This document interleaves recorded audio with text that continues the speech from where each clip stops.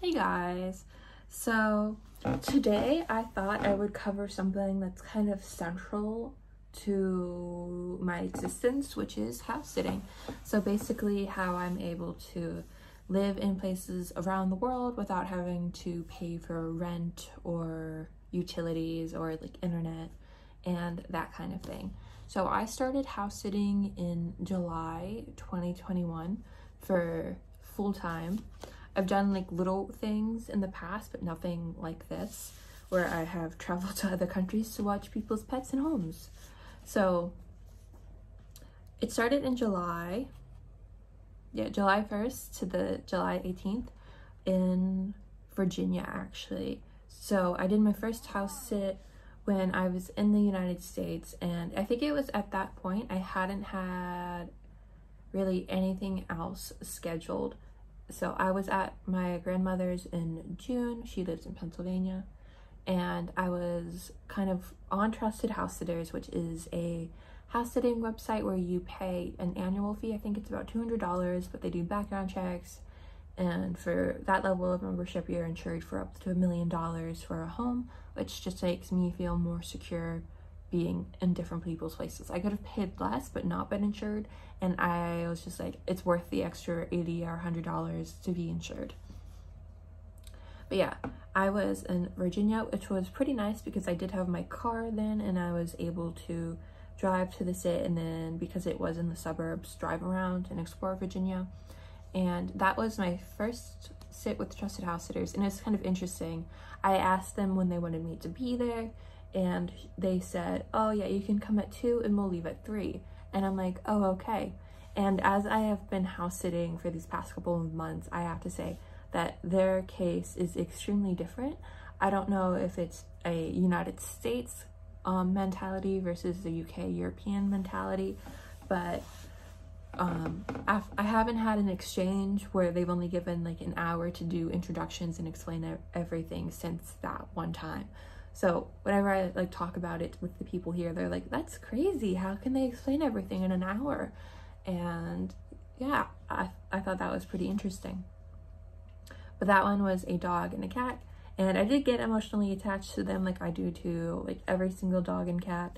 So that is something that I am trying to not do so much in the future, but it's very difficult because I like them. And you end up spending, like I was in Virginia for 18 days, so you kind of get to know the pets and the animals. And yeah, that was my first house sit. It was a beautiful home, and the people were nice. Everything was clearly explained, so it worked out pretty well. And then after that, I was in Sweden for about 2.5 months, 2 months, where I was at 3 different places. So the first place was near Zurich, Sweden, and that one was just 2 cats, and it's kind of a culture difference when you do a European sit when you're coming from the United States. So for them, I came the night before, I stayed over, they left the next day, and I got a little bit more introduction. She showed me around the area more, took me to get groceries, which is something that's always very nice, especially because I don't have a car. And the bus was right out front of the house, so that is pretty convenient, but it's easier when you want to buy a bunch of groceries instead of having to go every couple of days, which is not my favorite thing to do. And then from that, I went to this sit that was about 2 hours from Geneva, and this I think is probably one of the worst sits I've probably done. There was nothing bad, but it was just the worst in comparison.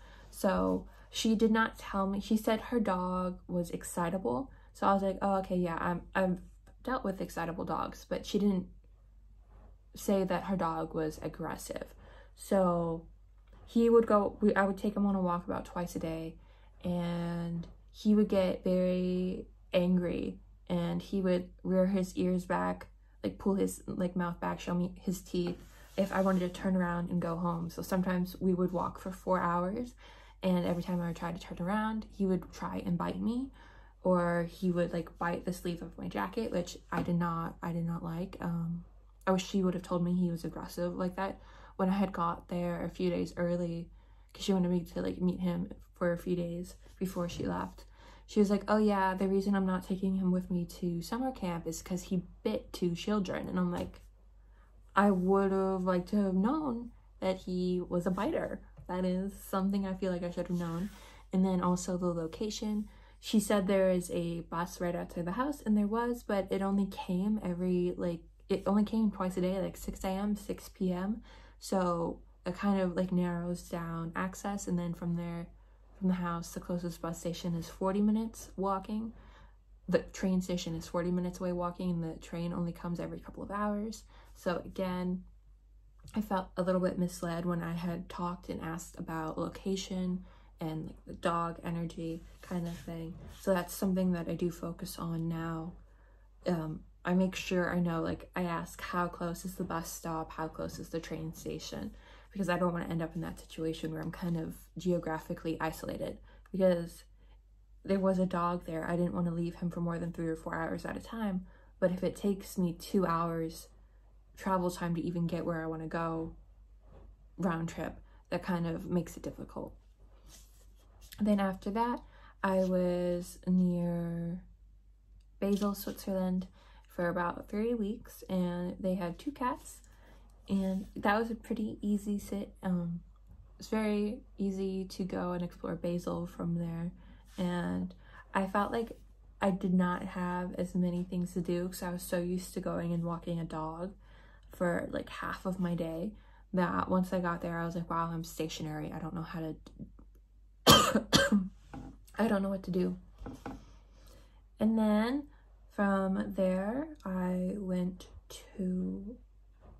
came into the UK, which I did like the Edinburgh journey, and then from Edinburgh I did a house sit in Seaton Delaval, which is near Cramlington in the UK, so it's right below Scotland. And I was there for about a week, and again I was misled about the location. They told me that the bus was pretty close. I did not know where it was. And then how it ended up working, they didn't tell me they were staying the night I was there, and then they were going to be back a night early. So instead of me like having the house for a week, I only had it for about 5 days. So that there was that, and there ended up being 2 more pets. So it was only supposed to be 2 dogs and 4 cats, but it ended up being 2 dogs and 6 cats. And I know that's like not that much of a difference, but when you're expecting something and they don't tell you until the last minute, that's kind of eh. And I didn't really like that. I wish they would have communicated that. And yeah, I wish they would have communicated that a bit more. I went to Rumford, which is in like the boroughs of London, and that one had a dog and 3 tortoises. That was a pretty easy sit. The dog was very lovely, very sweet, and it was like, this was nice because he actually showed me where the bus was. I think the thing that went wrong in Seaton Delaval is they didn't show me where anything was, like the bus. She showed me the grocery store, but she didn't show me like buses, like how you can access public transportation, and they didn't have a welcome guide that kind of explored that. In Rumford, they did have a welcome guide that explained everything, and I was able to use my Oyster card, which is always nice because then you don't have to worry about how to pay for the bus. And then from there, I was in Bognor Regis for about a week, and they had 2 dogs and 3 cats, but 1 cat went to the cattery because it was her special time. So that one was pretty easy. I think this was one of my favorite sits to be at because it was on the coast. The beach was only a minute or 2 walk away, and I really, really enjoyed my time there. And then after that, I went up to Wolverhampton for 3 to 4 weeks. I was there for a while, and they had 2 dogs, and it was kind of weird because they invited me up early, so I was there about 10 days before they even left, and then I was there 10 days. And then she didn't tell me until she picked me up from the train station and we were on the way to her house. But her son would also be staying there, which I didn't know about until like that moment. And she's like, that's fine, right? I'm like, I mean, it has to be okay. Because like I can't really do anything about it now. I'm already here. but I really couldn't say that. So that was just kind of weird. So he was there, and she's like, I just don't trust him to take care of the dogs, or he would have done it. And I'm just like, you can't trust your own son to watch your dogs. But okay. Yeah, so it was kind of weird having him there while I was there. So I really didn't have the house to myself. I had roommates the whole time, basically. And the one dog, he was a puppy, and when we had talked, they said I didn't need to walk him at all, that he wasn't trained yet. And then once I got there, like, oh yeah, you have to walk him, you have to walk him. And I'm like, okay, well, that, in my head I was like, that isn't what we discussed. In my head I was like, that isn't what we discussed. But okay. He is very reactive, not in a violent way, but he jumps, he barks whenever he sees a person, a dog, or even like a brightly colored car he doesn't like. And then the other dog would like instigate him barking, so he would like perk his ears up, and then the other dog would just bark, bark, bark, which if I didn't have to walk him, that wouldn't have happened. But there we go.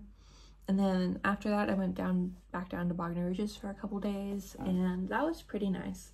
Yeah, that's like my favorite place to go, is to Bognor Regis. Those dogs are so well trained. They can walk with or without a lead fine.